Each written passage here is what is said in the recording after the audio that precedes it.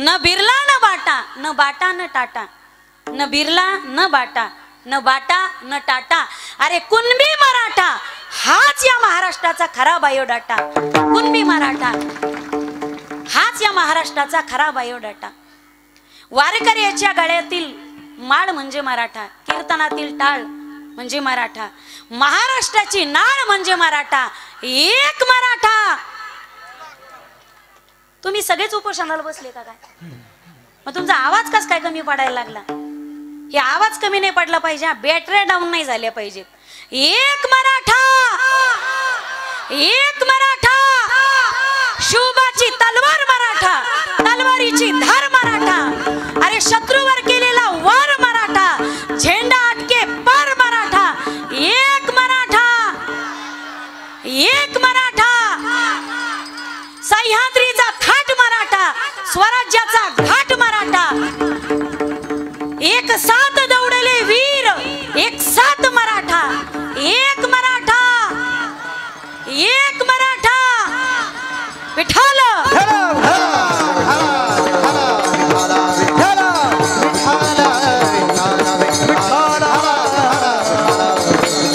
मराठा या शब्दाची व्याख्या संकुचित करू नका। 18 पगड जातींना संबोधन आहे ते मावळा मराठा। आजही राष्ट्रगीतामध्ये महाराष्ट्राचा उल्लेख असा येतो, पंजाब सिंध गुजरात महाराष्ट्र नाही येत। मग तिथं का भांडणच केले का आपण? मराठा अगदी मद्रासी गॅझेट मध्ये तुम्ही पाहताल, सातारा गॅझेट मध्ये सुद्धा मरहट्टा, अरे मरेल पण वाकणार नाही, मोडेल पण वाकणार नाही, आणि शेवटचा क्षण असा आला तर युद्धापासून कधी हटणार नाही, त्याचं नाव म्हणजे मर्द मराठा। पूर्वीच्या काळात आपले पूर्वज ज्यावेळी लढाईवर जायचे, आजही माझ्यापेक्षा तुम्ही सर्वजण तज्ञ आहात आणि इतिहासाचे संशोधक आहात, तेवढ्या बाबतीत तुमच्या तुलनेत अभ्यासाने साधनेने मी फार छोटंसं लेकरू आहे। कीर्तनात बसले काही वडिलांच्या वयाचे, काही आजोबांच्या वयाचे, काही माझ्या भावाच्या वयाचे, इकडे काही माझ्या आजीच्या, आईच्या आणि बहिणीच्या वयाचे आहेत। कदाचित मला राजकारणातलं कमी कळतं बरं का, माझ्यापेक्षा तुम्ही अभ्यासू लोक आहात। आपले पूर्वज 6 महिने लढाईला जायचे आणि उरलेली 6 महिने शेती करायची। 18 पगड जातींना संबोधना, मी एक एक मुद्दा तुमच्या समोर मांडणारी। 18 पगड जातींना संबोधन आहे मावळा मराठा।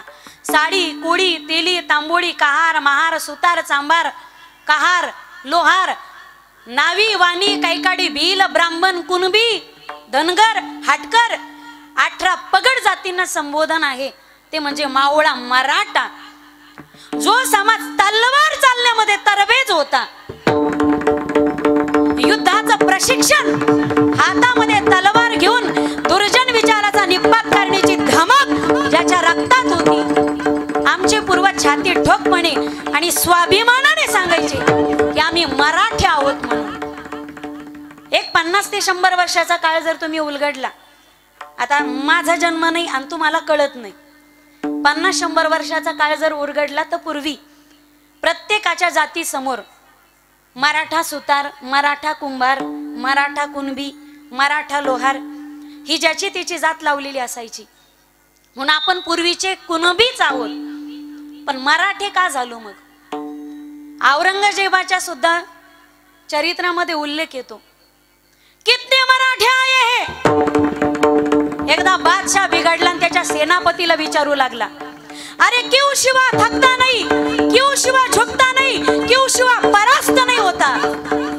त्याच्या एका सैनिकाने, नोकराने त्याला उत्तर दिलं, हुजूर, शिवा के पीछे उसके मराठों की फौज है, इसलिए वो शिवा परास्त नहीं होता। अरे मराठों की फौज जब चलती है तो कभी रुकती नहीं, मराठों की फौज जब चलती है तो कभी झुकती नहीं, मराठों की फौज जब चलती है तो कभी रुकती नहीं। और सबसे गजब की बात है, मराठों की फौज जब चलती है तो आजकल के बेईमान नेताओं की तरह पैसों से बिकती नहीं, इसलिए शिवा की हार कभी नहीं हो सकती। अरे इमानदारीचा कळस आहे त्याच्या रक्तांमध्ये, आम्ही इमानदारीला जागतो माईबाप। मरायचा प्रसंग आला तरी हरकत नाही, पण इमानदारीला जागणारी माणसं आहोत आम्ही, आणि त्यांचं नाव आहे मराठा. 18 पगड जातींना संबोधन आहे, मावळा मराठा. मग त्यात कुणबी कसं झालं आणि मराठा म्हणजे काय? मग आम्ही मराठा कधी होतो आणि कुणबी कधी होतो? मग का कुणबीचा मराठा झाला का मराठाचा कुणबी झाला? महाराष्ट्रामध्ये आणि मराठी मातीमध्ये जो जो व्यक्ती राहतो तो प्रत्येक व्यक्ती मराठाच आहे. मराठा पाटलाईनी उड्या आणायच्या नाहीत, आम्हीच मराठा आहोत फक्त. 18 पगड जातींना संबोधन आहे ते म्हणजे मावळा मराठा. आजही तुम्ही विदर्भामध्ये गेलात तर कुणबी मराठ्याच्या त्या ठिकाणी 50 जाती आहेत मराठ्यांच्या, आणि त्यातले आपण एक कुणबी मराठा. विठ्ठल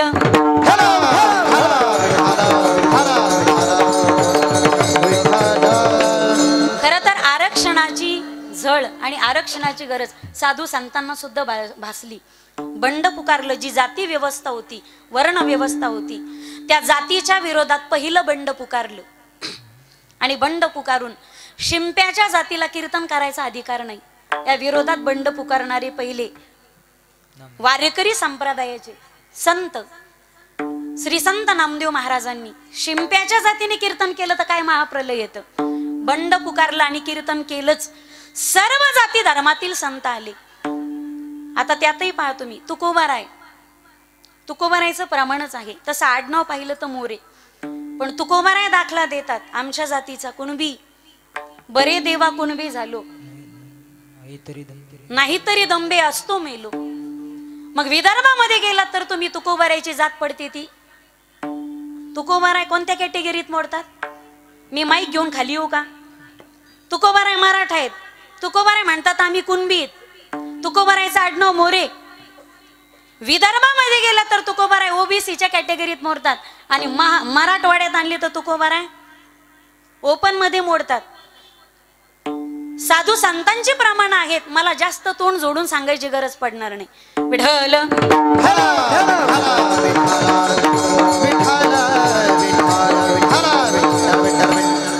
खरं तर हा पहिला शब्द आहे. मराठी शब्दकोशामध्ये तुम्ही तपासला तर कुळव बी. कुळव म्हणजे ज्याने जमीन नांगरली जाते ते साधन. आता मला शेतीतलं जास्त काही सांगता येणार नाही, माझे पती कीर्तनकार आहेत. जरी असले तरी का शेतकऱ्याचीच पोरगी, मी शेतकऱ्याची सुने. थोडंफार मला माहिती, पण पूर्वीचे फारसे शब्द मला माहिती नाही. मराठी शब्दकोशाचा जर तुम्ही विचार केला तर अपभ्रंशित शब्द आहे तो म्हणजे कुणबी. पहिला शब्द आहे कुळव आणि अधिक बी. कुळव म्हणजे ज्याच्या सहाय्याने तुम्ही शेती नांगरून काढतात. शेती नांगरून काढण्याचं आणि व्यवस्थित करण्याचं साधन म्हणजे कुळव. आता अनेक साधन आले, तो भाग वेगळा असेल. कुळव म्हणजे ज्याच्या सहाय्याने तुम्हाला जमीन नांगरायची, आणि एकदा जमीन नांगरली, पाऊस पडला, शेतकऱ्याने मोसम साधला, वापसा झाला, व मग बी टाकायचं, ते पेरायचं आणि त्याच्यापासून पीक उगवतं, त्याच्यापासून माल साध्य करायचा आणि त्याच्यावर अख्ख्या जगाला पोचवायचं, हे काम शेतकऱ्याचं.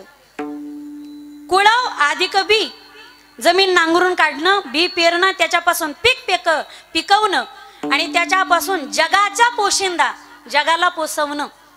कुळव अधिक बी, जमीन नांगरून काढणं, बी टाकणं, पेरणं, माल काढणं, जगाला पोसवणं. जमीन नांगरणं, बी टाकणं, माल काढणं, जगाला पोसवणं, हे कुळव बी. कुळव बी, कुळव बी अपभ्रंश झाला. त्यातलं लई गेलं, वही गेलं, त्याच्या जागी बाणाचं न आलं. धनुष्य कोणाच्या वाट्याला अजून कळालं नाही मला. ढल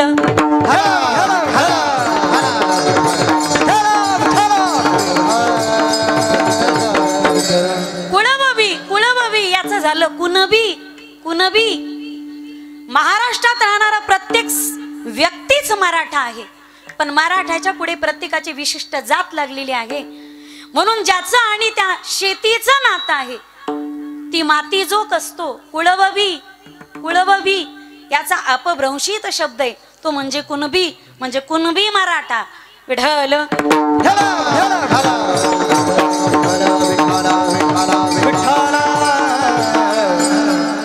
म्हणून 1902 मध्ये दुसऱ्यांदा कायदा आलता मराठा सर्वांच्या बाबतीत आरक्षणाचा.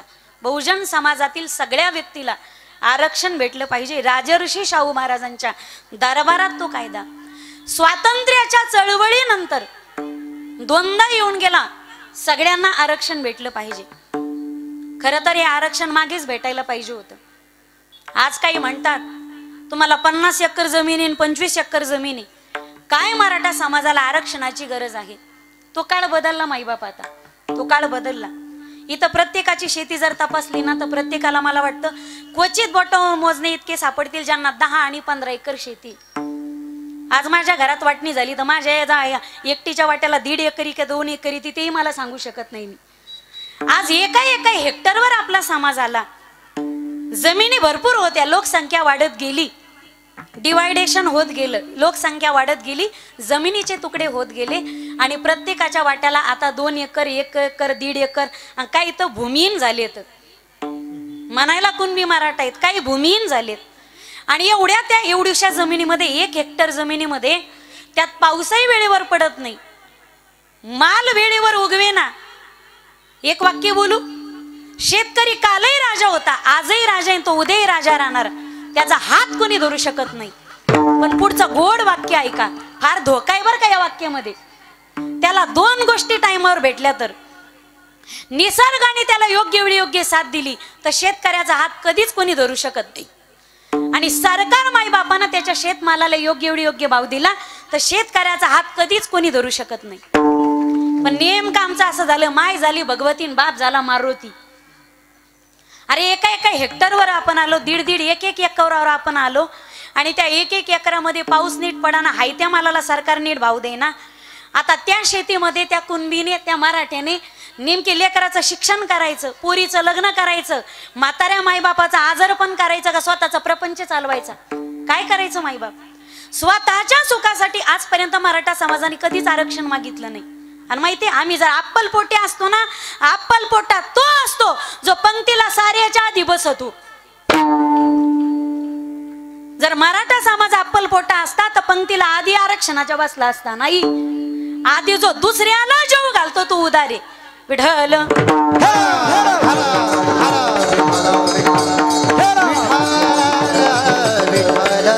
आधी दुसऱ्याला पंक्तीला जेव घातला, आता तुमचं पोट भरलं ना, आता जेवायची बारी आमची. समजदार को इशारा कापी, तुम्ही रेंज मध्ये राहा गड्या. मुळात माझं कीर्तन 4G घेऊन बसलं त्यालाच कळतं मी 2G ला 3G ला नेटवर्कच देत नाही. त्यांचे दृष्टांत सिद्धांत शेवटपर्यंत डाउनलोडच होत नाहीत. ते गोल बिंगत राहते आणि मधीच त्याला नेटच पुरत नाही. विठ्ठल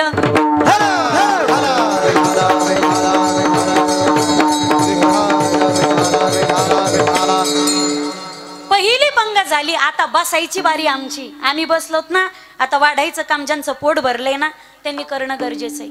पण महाराष्ट्रातून प्रतिसाद भेटला मायबाप. जर मराठा आरक्षणाला समाजाचा विरोध असता तर मला असं वाटतंय माझ्या हटकर धनगर बांधवांनी कधी सराटे अंतरवाली झालेल्या त्या विराट सभेला सपोर्ट केलाच नसता आणि पाठिंबा दिलाच नसता. अरे मुस्लिम बांधवाचा सुद्धा सपोर्ट होता आणि बौद्ध बांधवाचा सुद्धा सपोर्ट होता. एवढी उदारता फक्त महाराष्ट्राच्या मातीतच दिसू शकते तुम्हाला. विठ्ठल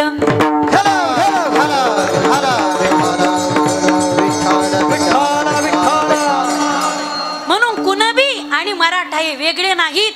कुणबी आणि मराठा हे एकच आहेत, अपभ्रंशित शब्द. आणि या मराठा समाजाला कुणबी म्हणून आरक्षण जे त्याच्या हक्काचंच होतं हे आधीच मिळायला हवं होतं. पण आज हक्काविषयी मराठा समाज जागरूक झालाय आणि कधी नव्हे तो एकदा जवळ आलायत ना. आता एकदा आलात ना, आभी नाही तो कभी नाही. आता फक्त माघार घ्यायची नाही गड्या कोणी.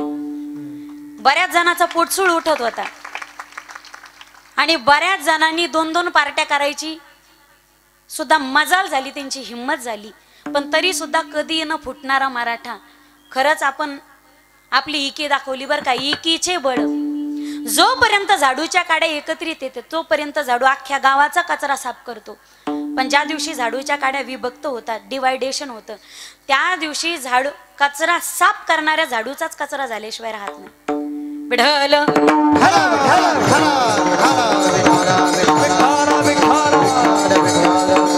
आणि आज सगळा समाज एकत्रित आलाय. आज सगळ्या माहिती तुम्हाला, आज सगळ्या मराठा समाजाची पंढरी आपली सराटी अंतरवालीत होऊन बसली. इथं पैसे देऊन लोक सभेला येत नाही, तो साऱ्या गाड्या रिकाम्या गेल्या, काचा फुटल्या, काही चष्म्याच्या भीतीने आता देव देव म्हणायला लागले. तर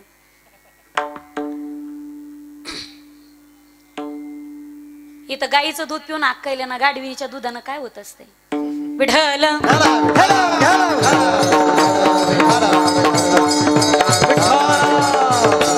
एक गोड वाक्य बोलू. हा आडमुठा आंदोलन नाही.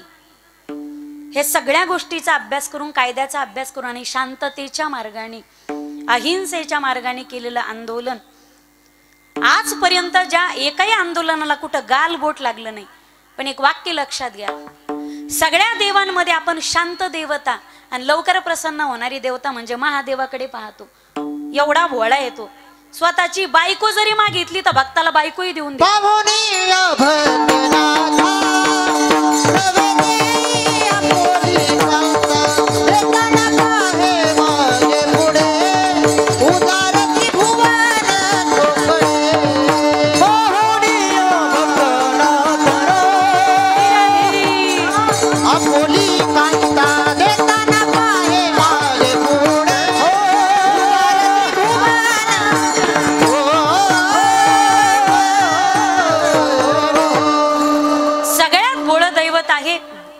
प्रसन्न करा, लवकरच प्रसन्न होते. किती राग आणण्याचा प्रयत्न करा, भोलेनाथांना राग येत नाही. पण लक्षात घ्या, ज्याला राग येत नाही त्याला आला की तो जाळल्याशिवाय राहत नाही. प्रत्येक गोष्टीच्या 3 डिग्र्या असतात. प्रत्येकाची सहन करण्याची सहनशीलता असते. पहिल्यांदा पदर पसरून मागितलं, नाही दिलं. 30 दिवस दिले होते.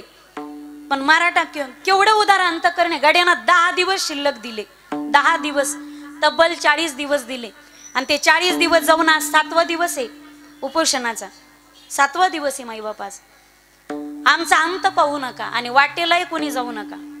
आमच्या वाटेत जर आडवे येताल, ही आमच्या हक्काची लढाई आणि वाटेची लढाई, ही नियमाला धरून केली लढाई, आडमुठी लढाई नाही. राग येत नाही पण त्याला जर खवळण्याचा प्रयत्न कराल तर मग 3रा नेत्र उघडल्याशिवाय राहणार नाही. विठ्ठल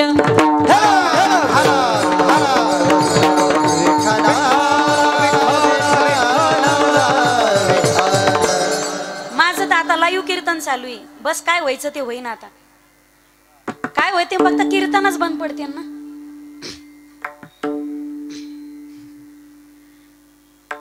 ज्याने चोच दिली म्हणताय तो दाना देतो.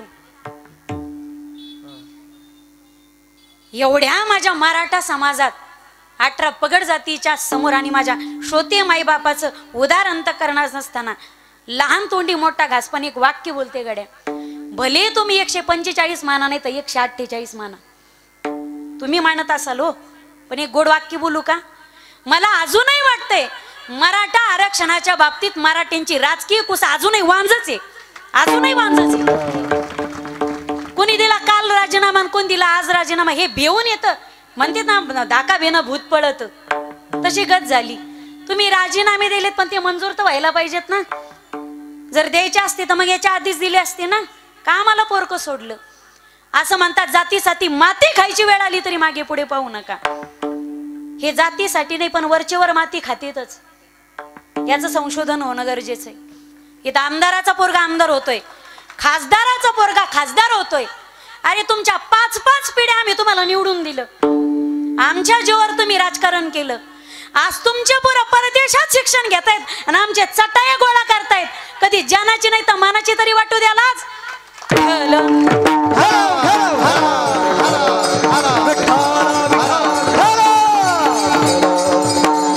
आजपर्यंत माझ्या भोळ्या बाबड्या समाजाचा गैरफायदा घेतला, पण आता जागृत झालात ना, अजिबात नाही.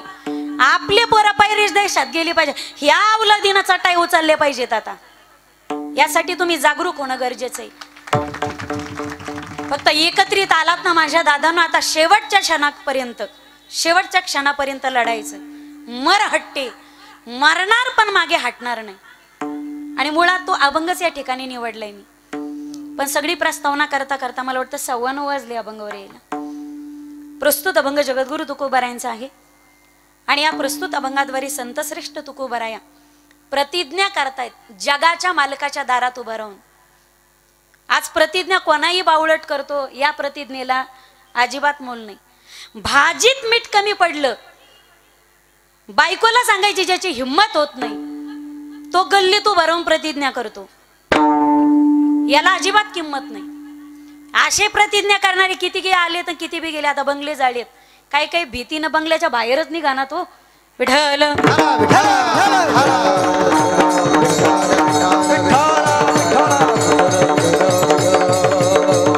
फक्त विनंती असेल माझी, ज्यांनी आत्महत्येचा प्रयत्न केला, धमक होती म्हणून केलं, विनंती असेल, इथं थोडस खर्चटलं माणसाला तर घंटाभर करमत नाही.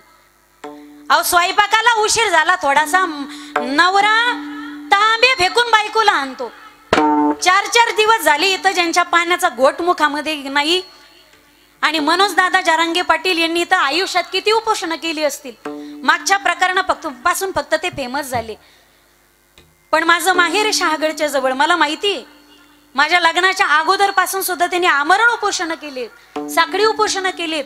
पाण्याचा थेंब मुखामध्ये अख्खा आयुष्य ज्या माणसाचं मराठा समाजाला आरक्षण मिळवून देण्यातच गेलं, हे आपल्याला फक्त 2 महिन्यापासून येडं लागलंय. आणि आरक्षण म्हणजे आपल्याला काय कळायला लागलंय.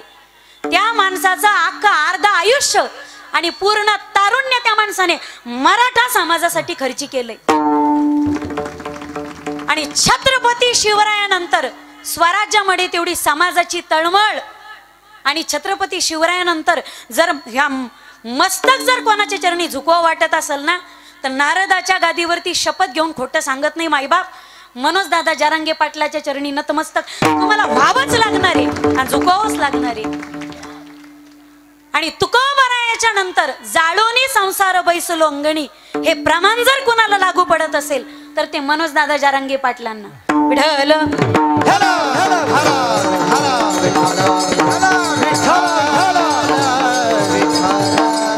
शास्त्राने 3 शब्द आपल्या समोर ठेवली चिंतना करण्यासाठी, आज्ञा, अवज्ञा आणि प्रतिज्ञा. तुम्ही लक्ष देऊ नका, फक्त गोडबड गोंधळ होणार आहे. तुमचं पूर्ण लक्ष माझ्याकडे केंद्रित पाहिजे. इथं आपली परीक्षा आहे. मग आज्ञा, अवज्ञा आणि प्रतिज्ञा. आज्ञा कोणी करावी, अवज्ञा कोणी करावी आणि प्रतिज्ञा कोणी करावी, थोडक्यातच सांगून मी अभंगाच्या पहिल्या चरणावरती येते. आज्ञा कोणी करावी, पहिली अवज्ञा लक्षात घ्या. अवज्ञा कोणी करावी, अवज्ञा कुणीही कुणाची करू नये. आपली कोणी अवज्ञा केली तर ती आपल्याला आवडत नाही, पटत नाही, रुचत नाही. मग इतरांची अवज्ञा करण्याचा अधिकार तुम्हाला कोणी दिला? एवढे आंदोलन झालेत पण शिस्तीत झालेत. आम्ही तुमची आज्ञा पाळली. माझी विनंती सरकारला, सरकार महोदयाने आमची 40 दिवसाची आज्ञा पाळायलाच हवी होती. पण सरकार कमी पडलं, गाड्या कमी पडलं. सरकारने अवज्ञा केली. आपली कोणी अवज्ञा केली तर ते आपल्याला आवडत नाही. मग इतरांची अवज्ञा करण्याचा आपल्याला अधिकार कोणीच दिला नाही. शास्त्र सांगते अवज्ञा करू नका, अधर्म करू नका. पण एका विशिष्ट भूमिकेवरती परमात्मा प्राप्ती होत असेल आणि धर्मासाठी अधर्म होत असेल, धर्मो रक्षयति रक्षितः, तुम्ही धर्माचं रक्षण कराल तर धर्म तुमचं रक्षण करेल. कधी कधी खरं पटवून देण्यासाठी खोट्याचा सहारा जर घ्यायचा असेल तर शास्त्राने सांगितलं हरकत नाही. प्रल्हादी जनक कभी भी जन बंधो राजा